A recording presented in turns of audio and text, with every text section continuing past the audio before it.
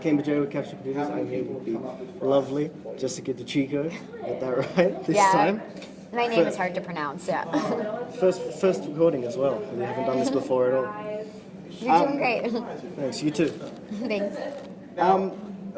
People would obviously recognize you the most for being Flame Princess in Adventure Time. She's a very an interesting character who, even though she wasn't introduced that early on in the series, she's definitely taken off in popularity. How does it feel to be the voice behind such a character that's just taken off so quickly? It's such a great feeling. I mean, it's so flattering that I get to do this, and I mean, I love the character too, and like the design of the character, and like the stories. Like I feel so lucky that I get to play her, and yeah, she just definitely like burst onto the scene of Adventure Time. I mean, I think she made an impression on Finn, so I think that's what resonated. So yeah, it's been great. It was a pretty intense introduction, which does that it's interesting to the audience, but is it interesting to you how Adventure Time it looks to be such a like an immature kiddie show? It's about a kid and a dog going through a magic world and stuff, but it has some of the like most intense moments of cartoons in recent history. I think it's very sophisticated. It's one of the most sophisticated animated programs on TV right now. So, I mean, I love the contradiction of the simple animation with the very mature storylines and subject matter.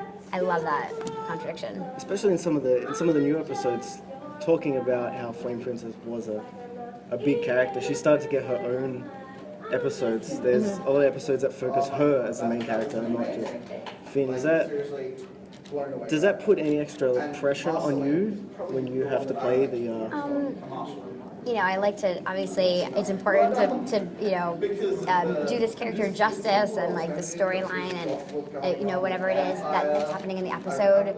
I have a big one coming out soon, like another episode coming out, which I'm very excited about. There's a lot of backstory and it just digs deeper into her history and like her kingdom, and I'm excited for everyone to see that one.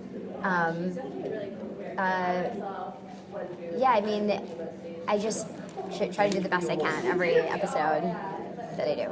Well, a similar topic to this character, you also voiced Lumina in one of the most recent Final Fantasy. She also comes across as this innocent, sweet-looking girl, but a lot of the dialogue in it is much more intense than what carries across. Is that hard for you to try and balance between the voice seeming like it would come out of this character, but also carrying the dialogue itself?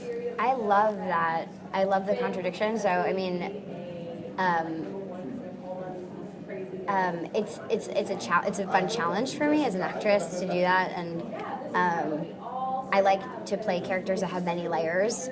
So I'm happy that I get to play these types of characters. I know, right? It seems like there's a lot of similarities. It was definitely interesting dialogue, because in the game, a lot of what she said, it had the opportunity to come across as a little bit annoying, just in the way that the character, she was so young but also so knowledgeable and stuff. Like it came across brilliantly, by the way. I'm not talking down or anything. I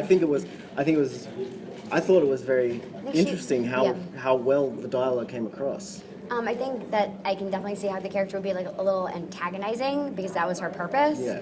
I think that she served her purpose, and I think that, you know, the body language kind of dictated how the lines were to be read.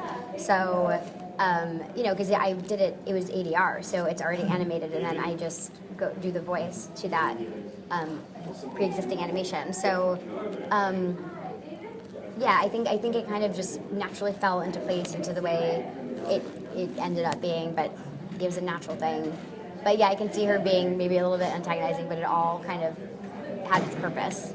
No, and that's what was good about it, because at the end of the day, the character was antagonizing for the right reasons. It was what she was saying, and it came across well. It wasn't how she was saying it. So I guess wrap up on a compliment and say good job, congratulations.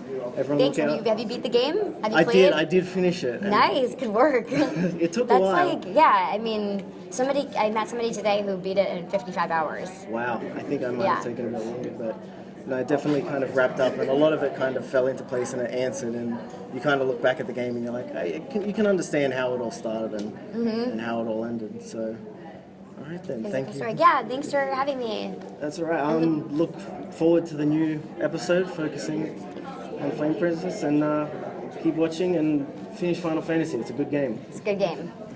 Bye.